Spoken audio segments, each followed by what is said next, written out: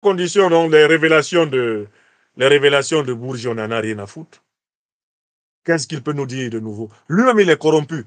S'il était courageux, il devrait aller dans un tribunal, se faire arrêter et emprisonner pour tout l'argent africain dans lequel il s'est baigné. Il devrait avoir honte même de parler, Bourgi. Il a mangé à tellement de râteliers, tellement de sales râteliers, qu'il ne devrait même plus sortir à la télé.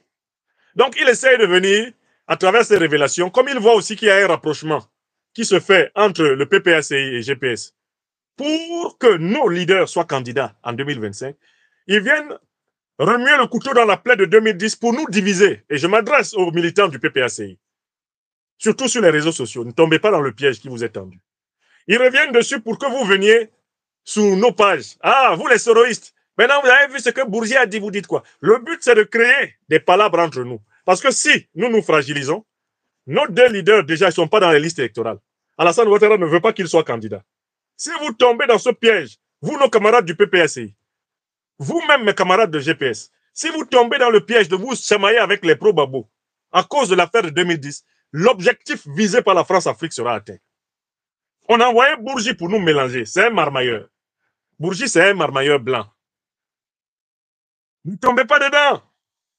2010 est derrière nous. Nous voulons maintenant libérer la Côte d'Ivoire du néocolonialisme français. Je recommence. Ivoirienne, Ivoirien, camarades du PPACI, camarades de Génération et Peuple Solidaire, le piège que Bourgi nous tend, montrons que nous sommes intelligents. Ne nous chamaillons pas à propos de 2010. Faisons qu'il n'y ait plus jamais de crise post-électorale en Côte d'Ivoire.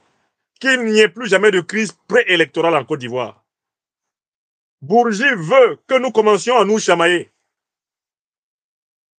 Que vous vous disiez, ah, toi tu avais dit que le président Babou a perdu, maintenant tu dis quoi? Comme je vais vous répondre en disant, ah, il a donné 3 millions de dollars à Chirac. Est-ce que si quelqu'un donne 3 millions de dollars, c'est pas une clause qui doit l'exclure de l'élection? Oh, après ça va chauffer. Mais ton mentor Guillaume là, c'est pas lui qui a tué les gens à Boaké?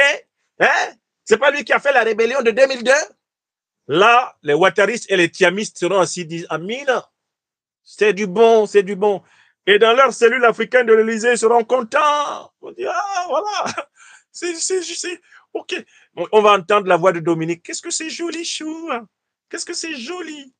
Les soroïstes et les bagboïstes, ils sont en train de se taper, mais c'est pas possible. C'est magnifique, c'est ce qu'on voulait, chou. Mais, chou, il ne faut pas te réjouir trop tôt, hein. Ils sont en train de se taper comme ça, mais ce longue ligne de Thiam, j'ai l'impression qu'on le prépare dans les officines pour nous faire tomber, Dominique. Hein? Demande à la fiole de travailler sérieusement. Hassan Ouattara, lui, il sait que, bien sûr, la France-Afrique ne veut pas de Guillaume Soro président ou de Laurent Gbagbo encore président. Ça, c'est clair, ils ne veulent pas. Parce qu'ils savent que c'est le bloc souverainiste panafricaniste qui est là. Ils ne veulent pas ça.